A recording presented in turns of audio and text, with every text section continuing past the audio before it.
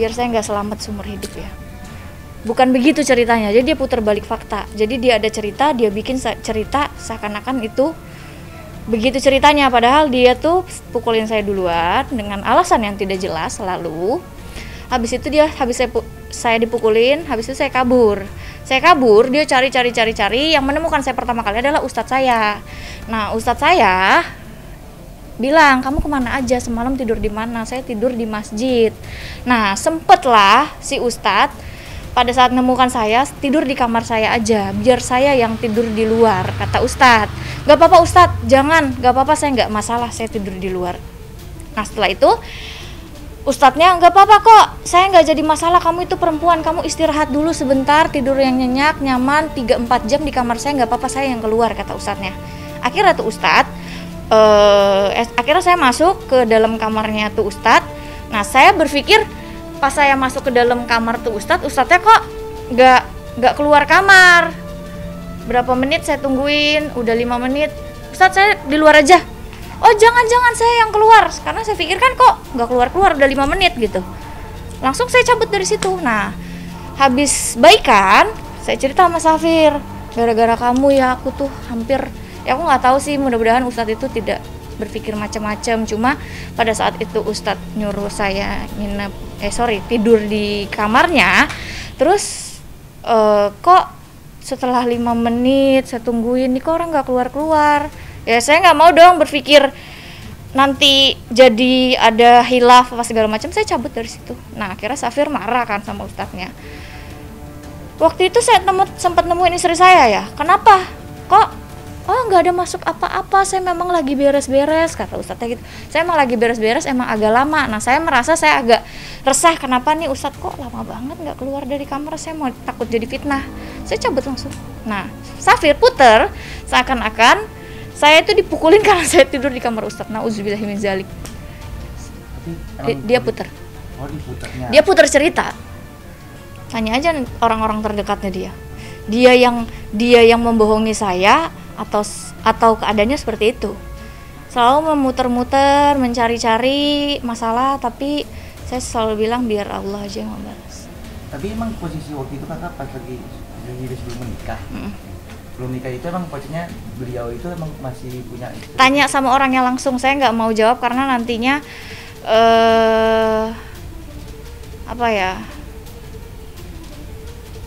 dia yang bohong gitu loh. Tapi dia seakan-akan saya pelakor, padahal itu semua settingannya dia. Gak mungkin lah mas, laki-laki mendekatkan perempuan tiba-tiba, kamu pacaran sama saya tapi saya udah punya istri, terus saya masih mau. Logika aja. Mau dia siapa? Hah? Perdana Menteri? Pejabat? Udah mas ya. Amat sangat disayangkan. Pertama karena aku dari pisah sama dia, kita pisah nggak baik-baik saja, terus dari 2019 ke 2022. Setelah itu saya mencoba hubungan baik, padahal ya bisa dibilang terakhir kali kan saya konflik gitu ya. Terus akhirnya saya berpikir ya udahlah, semua sudah berlalu gitu, kita maaf-maafan aja. Saya pikir baiknya aja gitu, saya nggak mau lihat buruknya, tapi kok kesini dia malah kayak gitu. Terus udah gitu saya sudah maafkan dia, saya sudah berbaik dengan keluarganya, saya kayak berbaik-baik itu dalam saya menjaga hubungan baik. Kaget aja sih. Berarti kejadiannya itu pas lagi cerainya itu di tahun menggugatnya di tahun 2019. Katanya dari si Safir sendiri bilangnya kan sudah akhirnya gimana? Kalau bicara seperti itu buktinya apa? Ditanyain aja buktinya apa. Orang bisa berbicara apapun mas. Orang bisa berbicara dengan teman saya bilang, nih si Safir istrinya 10 contohnya. Terus saya bisa keluar-keluar kah ke orang istrinya 10 tanpa harus ada bukti? Saya juga bisa bilang kalau saya mantannya siapa gitu, Edward Cullen. Sah-sah aja, cuma jangan sampai itu dibuat jadi sesuatu yang fakta yang nantinya akan menjatuhkan diri. Saya menikah sampai 7 kali. Hebat banget saya.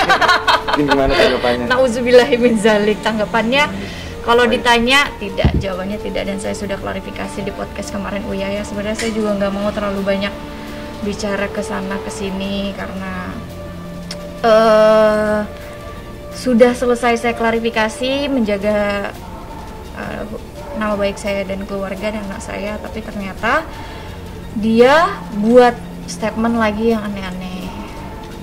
Lanjutin, terusin apa yang kamu bilang, terserah.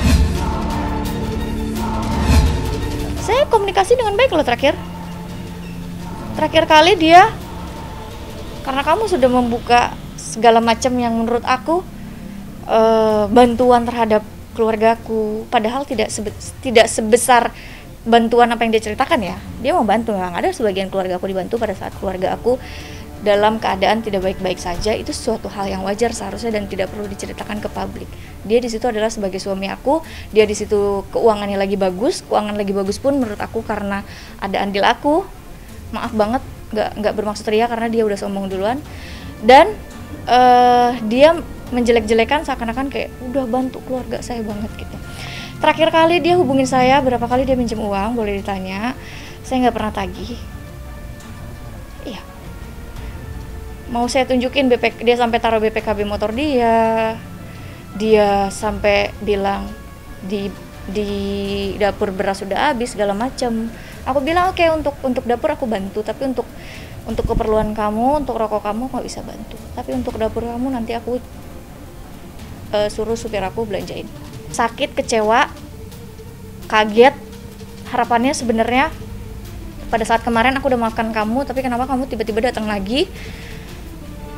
Udah berbuat salah, aku maafin, aku hubungan baik-baik, sudah menurut aku sampai tante-tantenya udah sejiwa besar itu kamu, udah dipukulin kayak apa, dia udah bermasalah di kepolisian, kamu cabut laporannya, setelah itu kamu masih berbaik sama dia minta tolong, kamu masih tolongin dia. Sekarang dia nongol lagi, itu yang buat saya sakit dan kecewa. Iya dong, harus. Kalau memang dia menginginkan haknya, saya tegaskan sekali lagi, kalau dia mau menginginkan haknya, datang ke pengadilan, bukan sibuk datang ke podcast atau ke media-media atau wartawan. Bukan datang ke Pak Dodi. Emang Pak Dodi mau bantu apa? Kenapa gitu? Saya agak membingungkan.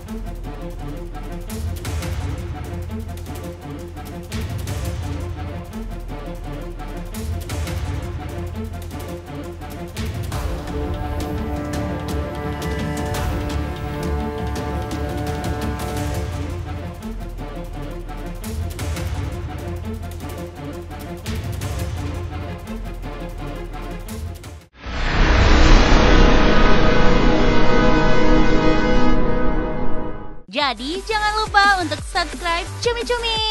Ditekan ya tombol lonceng merahnya.